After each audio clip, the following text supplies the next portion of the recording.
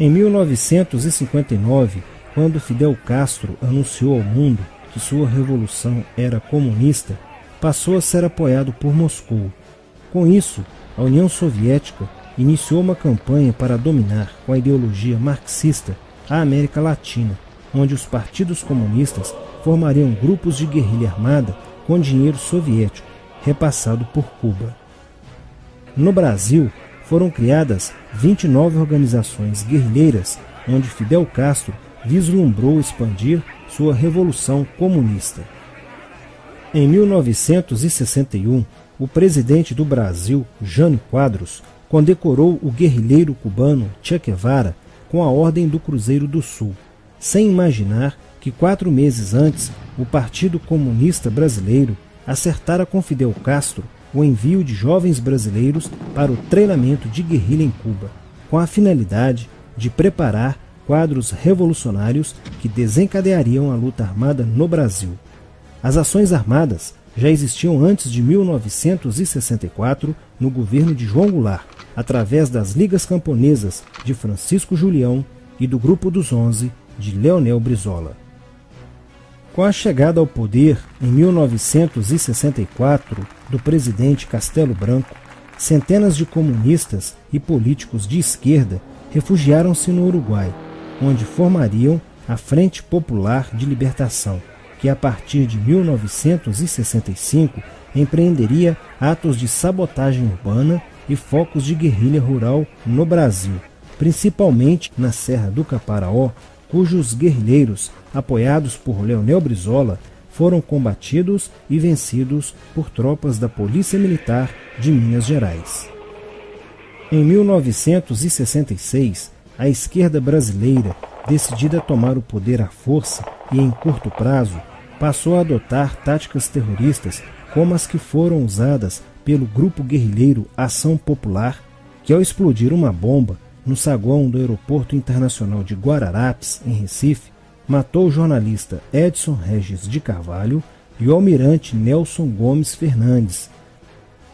A influência da Revolução Cubana passou a servir de modelo para muitos revolucionários como Carlos Marighella, do PCB, que em 1967 viajou a Cuba e participou de um evento sobre a propagação da luta armada no território brasileiro.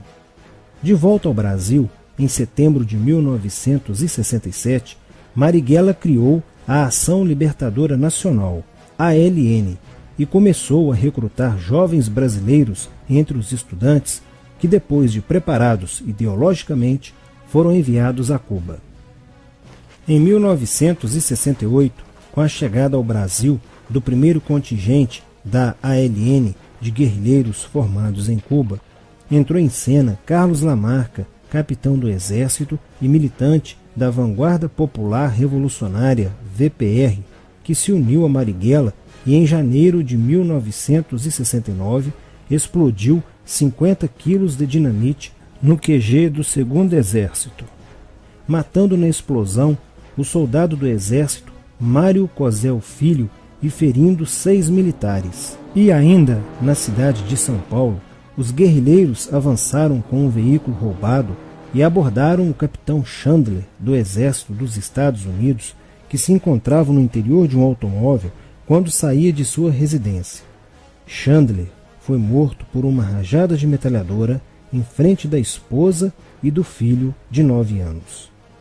O Comando de Libertação Nacional, Colina, criado em Belo Horizonte no ano de 1968, executou na capital mineira vários assaltos a agências bancárias e atentados à bomba.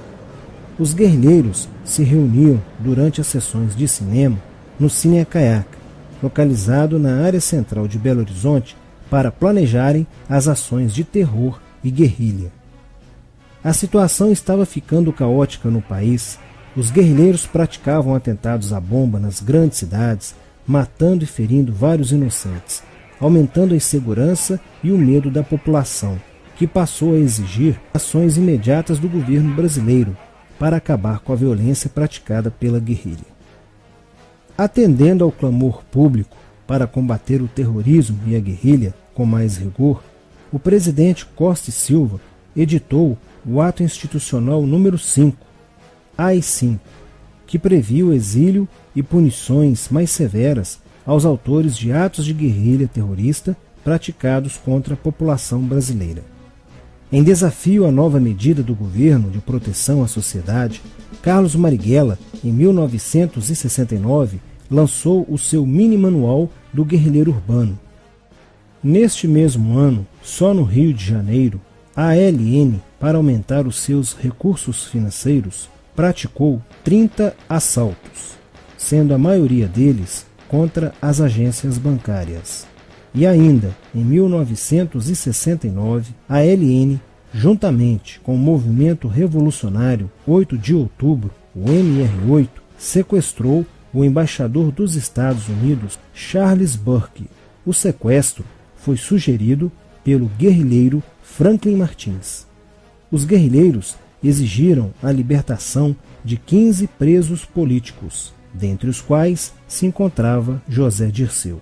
A exigência foi prontamente atendida pelo governo militar. A ALN estava prestes a sofrer um grande golpe quando Marighella começou a cair.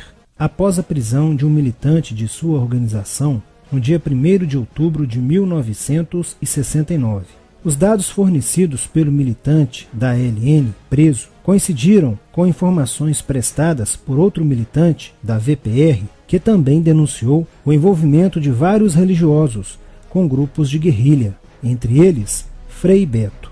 Quando Frei Fernando e Frei Ivo, também envolvidos com os grupos guerrilheiros, foram presos e logo após interrogados, os religiosos entregaram o ponto de contato de Carlos Marighella, na cidade de São Paulo.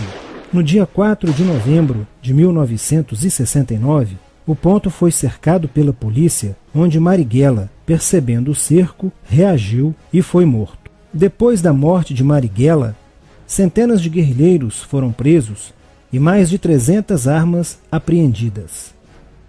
2 sequestros de diplomatas, o embaixador alemão Enfried von Hollenberg e o cônsul japonês Nobuo Okushi, foram feitos às pressas para libertar os guerrilheiros que continuavam presos.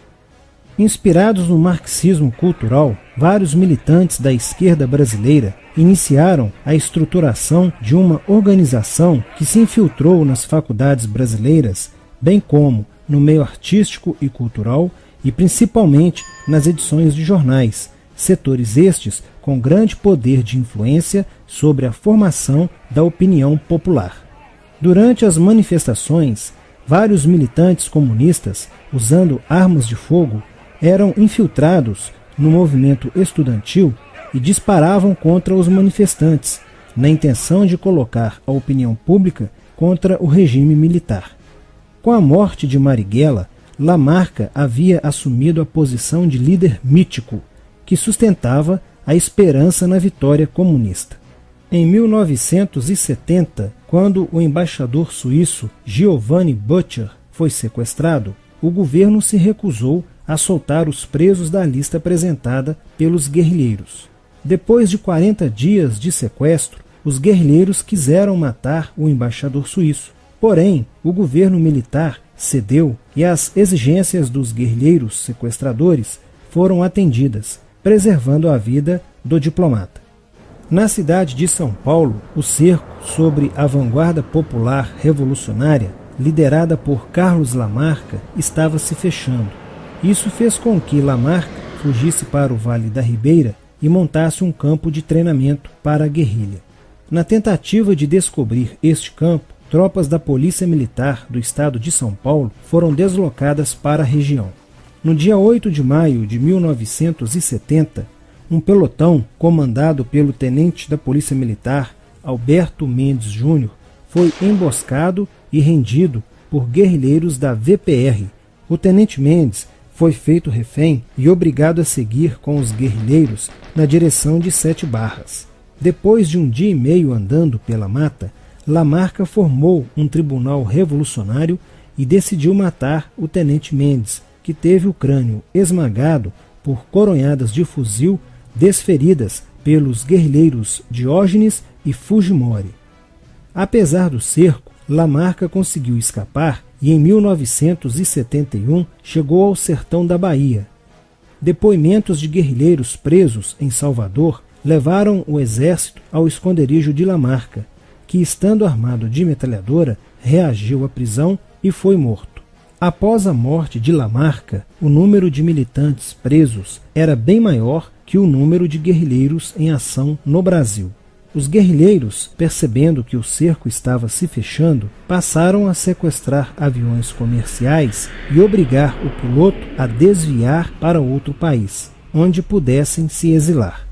4 desses aviões foram desviados para Cuba. Os guerrilheiros comunistas estavam perdendo a guerra. Os militantes que abandonavam as armas eram acusados de traição nos tribunais vermelhos e executados pelos próprios companheiros, em atos de justiçamento. Já no início de 1971, o PCdoB conduzia o trabalho de campo na região do Araguaia, na divisa entre os estados de Goiás, Pará e Maranhão, com a missão de implantar um núcleo guerrilheiro que tinha por objetivo fomentar uma revolução socialista, onde centenas de guerrilheiros já haviam se estabelecido há pelo menos 6 anos. No início de abril de 1972, o presidente Médici enviou à região do Araguaia equipes especializadas em inteligência que, da busca do conhecimento sobre a atividade clandestina, logo efetuaram as primeiras prisões, entre elas a de José Genuíno, primeiro guerrilheiro preso no Araguaia. Logo após, o exército sofreu as suas primeiras baixas, ao ter um grupamento emboscado por elementos liderados por Oswaldo Orlando da Costa, conhecido por Oswaldão. Isso fez com que o exército passasse a empregar tropas convencionais que cercaram toda a região do Araguaia. Com a derrota cada vez mais próxima e com o total abandono logístico do PCdoB, ao qual os guerrilheiros foram relegados, sem armas, comida e remédios, vários militantes da guerrilha, encurralados, quiseram se entregar, mas foram mortos pelos próprios companheiros em atos de justiçamento. Após a morte de Oswaldão e o desmantelamento do comando militar da guerrilha, o cerco do exército se fechou sobre os rebeldes e vários guerrilheiros foram presos. Assim terminava o sonho da esquerda brasileira de transformar o Brasil em uma ditadura comunista. Mas a esquerda brasileira não desistiria de conquistar o poder e retornaria mais tarde com uma tática mais eficiente que a luta armada: o marxismo cultural.